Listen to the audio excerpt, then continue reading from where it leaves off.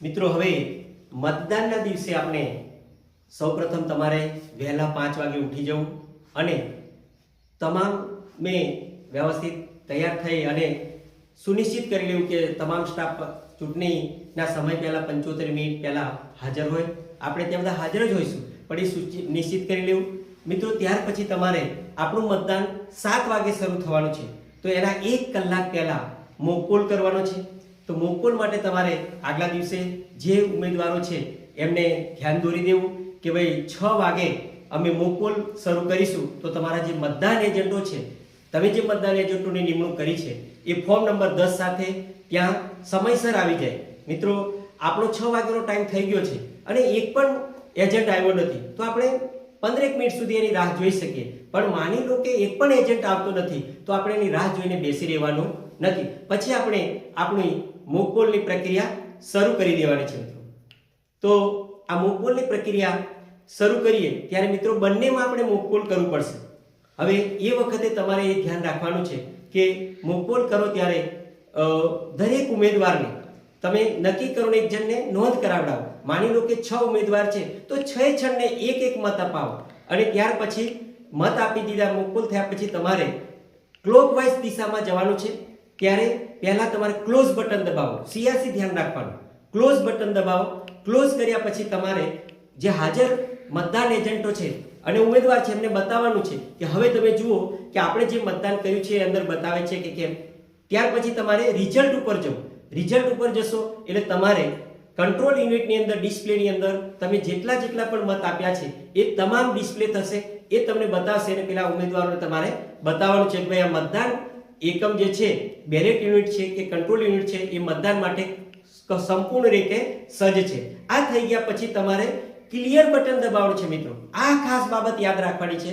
ઘણી જગ્યાએ એવું થાય, પ્રિસાઇડિંગ ઓફિસર મિત્રો ઘડિયાળ બાજુ જોવે અને કે સમય થઈ જવાનો છે, સમય થઈ જવાનો છે, એવી ઉતાવળની અંદર ક્યારેક ક્લિયર કરવાનું ન રહી જાય. આ ખાસ બાબત ધ્યાન રાખવી. મિત્રો ક્લિયર બટન દબાવશો એટલે તમારા અંદરના ડેટા બધા સાફ થઈ જશે અને ફરીથી ટોટલ દબાવશો એટલે બતાવવાનું કે દરેક ઉમેદવારને 0 મત છે એવું તમને અંદર બતાવશે. અને આ થઈ ગયા પછી મિત્રો તમારે પાછળની જે સ્વિચ છે એ સ્વિચને ઓફ કરી દેવાની છે અને સ્વિચ ઓફ કર્યા પછી તમારે સીલિંગની પ્રક્રિયા શરૂ કરવાની છે. મિત્રો સીલિંગની પ્રક્રિયા શરૂ કરો ત્યારે તમારે પરિણામ વિભાગ છે એ પરિણામ વિભાગને સીલિંગ કરવાનો છે અને એ તમારે લીલા પેપર સીલથી સીલ કરવાનો છે. તો મિત્રો આ લીલા પેપર સીલ તમને આપેલા હશે, એના નીચેના ભાગમાં એ પેપર સીલનો નંબર છાપેલો હશે. એ પેપર સીલના નંબરની નીચે પ્રિસાઇડિંગ ઓફિસર શ્રી આખી સહી કરવાની છે અને હાજર મતદાન એજન્ટોની પણ ત્યાં સહી કરાવવાની છે. ત્યાર પછી મિત્રો તમારે આનો આપણે પ્રેક્ટિકલ વિડીયો પણ બતાવીશું મિત્રો. પણ જે બંને કળ છે એમાંથી આ નીચેની એ પેપર સીલ નાખીશું અને એ પેપર સીલ નાખ્યા પછી તમારે પરિણામ વિભાગને બંધ કરશો એટલે બંને લીલા વિભાગ ઉપર આવશે અને ત્યાં જે નંબર છાપેલો છે એ તમને ઉપર દેખાશે. ત્યાર પછી મિત્રો બાજુના ભાગમાં તમારે સ્પેશિયલ ટેગ છે, જે ક્લોઝનું બટન છે ત્યાં સ્પેશિયલ ટેગ આપેલી છે, અંદરથી દોરો નાખીને સ્પેશિયલ ટેગને ત્યાં સીલ કરવાનું છે અને એ ત્યાં મૂક્યા પછી પરિણામ વિભાગને તમારે બંધ કરવાનું છે. ત્યાર પછી મિત્રો બંધ કર્યા પછી તમારે ત્યાં સરનામા ટેગ લગાવ્યા પછી ત્યાં દોરો મારીને એને સીલિંગ કરી દેવાનું છે અને આ સીલિંગ કર્યા પછી તમારે જે કંટ્રોલ યુનિટ છે અને બેલેટ યુનિટ છે એ બંનેના છેડા જોડી અને મતદાન યુનિટ જે છે, બેલેટ યુનિટ છે, એને તમારે મતકુટીરમાં મૂકવાનું છે. એ પણ મિત્રો સુનિશ્ચિત કરશો કે કંટ્રોલ યુનિટ અને બેલેટ યુનિટની વચ્ચે 5 મીટરનો વાયર છે.